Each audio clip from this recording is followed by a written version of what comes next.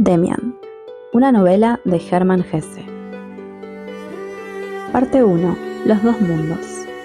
Comienzo mi historia como un acontecimiento de la época en que yo tenía 10 años e iba al Instituto de Letras de nuestra pequeña ciudad. Muchas cosas conservan aún su perfume y me conmueven en lo más profundo con pena y dulce nostalgia. Calles oscuras y claras, casas y torres, campanadas de reloj y rostros humanos, habitaciones llenas de acogedor y cálido bienestar, habitaciones llenas de misterio y profundo miedo a los fantasmas. Olores a cálida intimidad, a conejos y a criadas, a remedios caseros y a fruta seca. Dos mundos se confundían allí. De dos polos opuestos surgían el día y la noche. Un mundo lo constituía la casa paterna.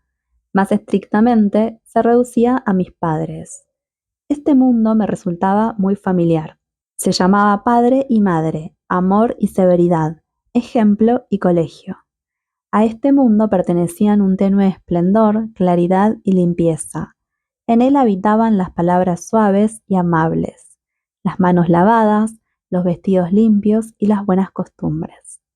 Allí se cantaba el coral por las mañanas y se celebraba la Navidad. En este mundo existían las líneas rectas y los caminos que conducen al futuro, el deber y la culpa, los remordimientos y la confesión, el perdón y los buenos propósitos, el amor y el respeto, la Biblia y la sabiduría. Había que mantenerse dentro de este mundo para que la vida fuera clara, limpia, bella y ordenada. El otro mundo, sin embargo, comenzaba en medio de nuestra propia casa y era totalmente diferente. Olía de otra manera, hablaba de otra manera, prometía y exigía otras cosas. En este segundo mundo existían criadas y aprendices, historias de aparecidos y rumores escandalosos. Todo un torrente multicolor de cosas terribles, atrayentes y enigmáticas, como el matadero y la cárcel, borrachos y mujeres chillonas, vacas parturientas y caballos desplomados, historias de robos, asesinatos y suicidios. Todas estas cosas hermosas y terribles, salvajes y crueles, nos rodeaban. En la próxima calleja, en la próxima casa, los guardias y los vagabundos merodeaban. Los borrachos pegaban a las mujeres, al anochecer las chicas salían en racimos de las fábricas, las viejas podían embrujarle a uno y ponerle enfermo, los ladrones se escondían en el bosque cercano, los incendiarios caían en manos de los guardias. Por todas partes brotaba y pululaba aquel mundo violento, por todas partes, excepto en nuestras habitaciones, donde estaban mi padre y mi madre. Y estaba bien que así fuera. Era maravilloso que entre nosotros reinara la paz, el orden y la tranquilidad, el sentido del deber y la conciencia limpia, el perdón y el amor.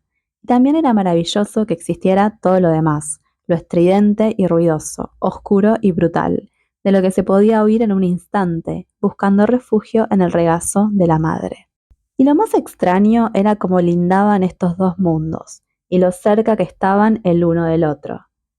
Por ejemplo, nuestra criada Lina, cuando por la noche rezaba en el cuarto de estar con la familia y cantaba con su voz clara, sentada junto a la puerta, con las manos bien lavadas sobre el delantal bien planchado, pertenecía enteramente al mundo de mis padres, a nosotros, a lo que era claro y recto. Pero después, en la cocina o en la leñera, cuando me contaba el cuento del hombrecillo sin cabeza, o cuando discutía con las vecinas en la carnicería, era otra distinta. Pertenecía al otro mundo y estaba rodeada de misterio. Y así sucedía con todo, y más que nada conmigo mismo. Sí, yo pertenecía al mundo claro y recto. Era el hijo de mis padres. Pero a donde quiera que dirigiera la vista y el oído, siempre estaba allí lo otro. Y también yo vivía en ese otro mundo, aunque me resultara a menudo extraño y siniestro, aunque allí me asaltaran regularmente los remordimientos y el miedo. De vez en cuando prefería vivir en el mundo prohibido, y muchas veces la vuelta a la claridad. Aunque fuera muy necesaria y buena, me parecía una vuelta a algo menos hermoso, más aburrido y vacío. A veces sabía yo que mi meta en la vida era llegar a ser como mis padres, tan claro y limpio, superior y ordenado como ellos. Pero el camino era largo y para llegar a la meta había que ir al colegio y estudiar, sufrir pruebas y exámenes. Y el camino iba siempre bordeando el otro mundo más oscuro. A veces lo atravesaba y no era del todo imposible quedarse y hundirse en él. Había historias de hijos perdidos a quienes esto había sucedido y yo las leía con verdadera pasión. El retorno al hogar paterno y al bien era siempre redentor y grandioso, y yo sentía que aquello era lo único bueno y deseable. Pero la parte de la historia que se desarrollaba entre los malos y los perdidos siempre me resultaba más atractiva. Y si se hubiera podido decir o confesar, daba casi pena que el hijo pródigo se arrepintiese y volviera. Pero aquello no se decía y ni siquiera se pensaba. Existía solamente como presentimiento y posibilidad muy dentro de la conciencia.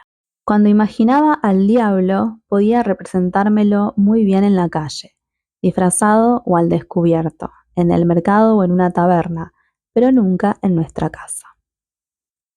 Mis hermanas pertenecían también al mundo claro. Estaban, así me parecía a mí, más cerca de nuestros padres. Eran mejores, más modosas y con menos defectos que yo. Tenían imperfecciones y faltas, pero a mí me parecía que no eran defectos profundos. No les pasaba como a mí, que estaba más cerca del mundo oscuro y sentía, agobiante y doloroso, el contacto con el mal. A las hermanas había que respetarlas y cuidarlas como a los padres, y cuando se había reñido con ellas se consideraba uno ante la propia conciencia malo, culpable y obligado a pedir perdón. Porque en las hermanas se ofendía a los padres, a la bondad y a la autoridad. Había misterios que yo podía compartir mejor con el más golfo de la calle que con mis hermanas. En días buenos, cuando todo era radiante y la conciencia estaba tranquila, era delicioso jugar con las hermanas, ser bueno y modoso con ellas y verse a sí mismo como un aura bondadosa y noble. Así debía sentirse uno siendo ángel. Era la suma perfección que conocíamos y creíamos que debía ser dulce y maravilloso ser ángel, rodeado de melodías suaves y aromas deliciosos como la Navidad y la felicidad. Y qué pocas veces seguíamos aquellos momentos y aquellos días. En los juegos, juegos buenos, inofensivos, permitidos, yo era de una violencia apasionada, que acababa por hartar a mis hermanas y nos llevaba a la riña y al desastre. Y cuando me dominaba la ira, me convertía en un ser terrible, que hacía y decía cosas cuya maldad sentía profunda y ardientemente mientras las hacía y decía. Luego venían las horas espantosas y negras del arrepentimiento y la contrición, el momento doloroso de pedir perdón hasta que surgía un rayo de luz, una felicidad tranquila y agradecida, sin disensión que duraba horas o instantes. Yo iba al Instituto de Letras. El hijo del alcalde y el del guardabosques mayor eran compañeros míos de clase y a veces venían a mi casa. Eran chicos salvajes, pero que pertenecían al mundo bueno y permitido. A pesar de ello, mantenía amistad estrecha con chicos vecinos, alumnos de la escuela de primera enseñanza a quienes generalmente despreciábamos. Con uno de ellos he de empezar mi relato.